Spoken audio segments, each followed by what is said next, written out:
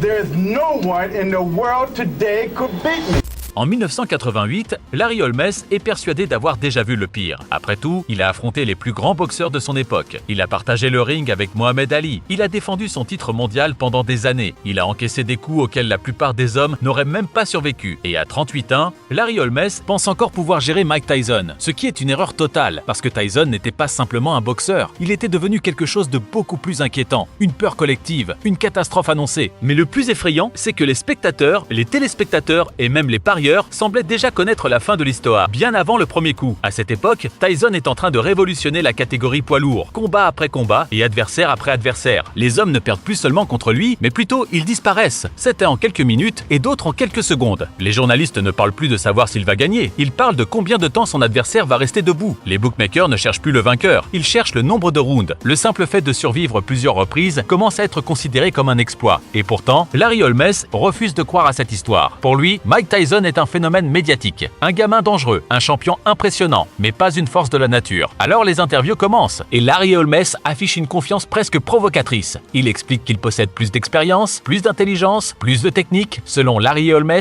Tyson n'a jamais affronté quelqu'un comme lui. Mais ce qu'il ne comprend pas encore, c'est que Tyson n'est pas en train d'affronter ses adversaires. Il est en train de les hanter, car pendant que Holmes parle aux journalistes, d'autres combattants racontent une réalité beaucoup plus sombre. Ils décrivent l'ambiance dans les vestiaires, le silence, l'attente, la peur, cette sensation étrange qui apparaît quand on entend soudain la musique de Tyson résonner dans l'arène. Parce que ce qui terrifie les boxeurs n'est pas la violence. Tous les boxeurs connaissent la violence. Ce qui les terrifie, c'est la certitude. Et Tyson donnait l'impression d'être une certitude. Puis le soir arrive, 22 janvier 1988. À Las Vegas, l'atmosphère est électrique. Des milliers de spectateurs remplissent l'arène. Mais malgré le bruit, une étrange tension flotte dans l'air. Comme si tout le monde attendait le même moment. Comme si toute la soirée n'était qu'un long compte à rebours. Dans les vestiaires, Larry Holmes termine sa préparation. Il a déjà vécu cette scène des dizaines de fois. Les lumières, les journalistes, les photographes, ainsi que l'attente, tout cela lui est familier. Pourtant, cette fois, quelque chose est différent. Car en face de lui ne se trouve pas seulement un champion. En face de lui se trouve l'homme dont tout le monde parle. L'homme qui semble rendre les grands boxeurs ordinaires. L'homme qui transforme les champions en victimes. Mike Tyson. Et même si Holmes refuse de le dire publiquement, il sait qu'il est sur le point d'affronter quelque chose qu'il n'a jamais rencontré auparavant. Puis les lumières s'assombrissent et soudain, l'arène explose.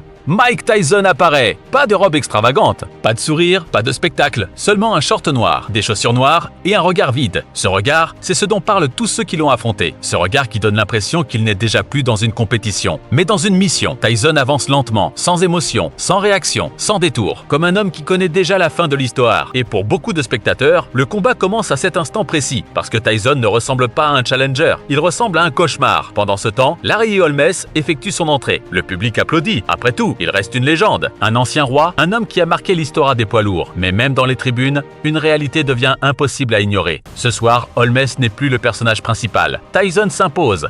Et lorsque les deux hommes se retrouvent enfin au centre du ring, l'image est saisissante. D'un côté, l'expérience, la technique, le passé, et de l'autre, la vitesse, la violence, l'avenir. Ce soir-là, c'est plus qu'un combat. C'est un passage de témoin, même si personne ne le sait encore. La cloche retentit, premier round, et immédiatement, Holmes comprend. La vitesse, c'est la première chose qui frappe. À la télévision, Tyson semble rapide. Dans le ring, la réalité frappe à l'œil. Chaque mouvement paraît explosif, chaque déplacement semble calculé, chaque seconde devient dangereuse. Holmes tente d'utiliser son jab, son arme favorite, le coup qui lui a permis de dominer pendant des années. Mais Tyson continue d'avancer, encore et encore, comme si les coups n'existaient pas, comme si la distance n'existait pas, comme si la peur n'existait pas, et soudain, pour la première fois, Larry Holmes recule. Les rounds s'enchaînent, et quelque chose devient évident. Holmes survit, mais sans contrôle. Habituellement, un grand champion impose son rythme, il dicte la danse. Mais ce soir, c'est Tyson qui décide. Tyson choisit quand attaquer, Tyson choisit quand accélérer, Tyson choisit quand faire mal. Et plus le combat avance, plus la pression devient étouffante. Imagine devoir rester concentré une seconde, puis 2, puis 3 minutes, puis 6, puis 9, sachant qu'à chaque instant, une seule erreur peut tout ruiner. C'est exactement ce que vit Larry Holmes.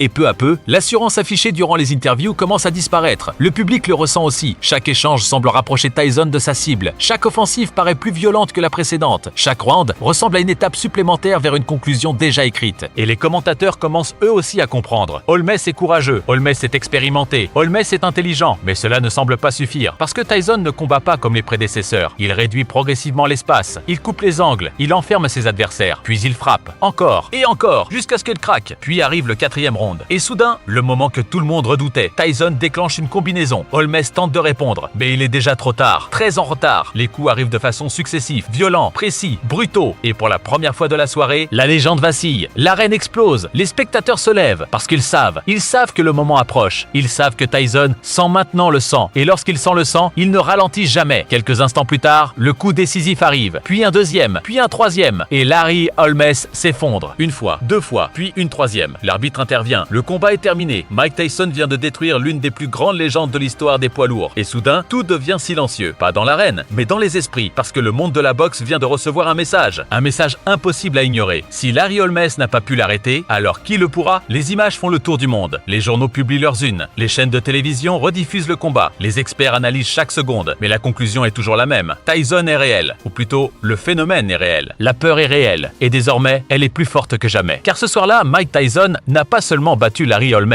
Il a battu ce qu'il représentait. L'expérience, la tradition, l'ancien monde. En quelques minutes, il a envoyé un message à toute la catégorie. Votre époque est terminée, la mienne commence. Et c'est probablement ce qui rend cette histoire si fascinante. Parce que Larry Holmes n'était pas un boxeur ordinaire. C'était une légende, un champion, un survivant, un homme qui pensait avoir déjà tout vu. Mais le problème, c'est qu'il n'avait pas encore vu Mike Tyson. Pas vraiment, pas à ce niveau, pas sous cette forme. Et lorsque Holmes l'a finalement découvert, il était déjà trop tard. Ce soir-là, Larry Holmes croyait affronter un champion du monde, comme tant d'autres avant lui. Mais lorsqu'il est monté sur ce ring, il a compris ce que toute la planète boxe allait bientôt comprendre. Mike Tyson ne gagnait pas seulement les combats, il était en train de conquérir la peur elle-même. Et pendant quelques années, personne n'a semblé capable de l'arrêter. Si ce genre d'histoire te fascine, abonne-toi maintenant, parce que la prochaine pourrait être encore plus incroyable que tu ne peux l'imaginer. N'oublie pas de liker la vidéo et dis-moi en commentaire ce que tu penses de cette version de narration par rapport à ce qu'on t'a toujours fait croire. Rendez-vous dans la prochaine vidéo.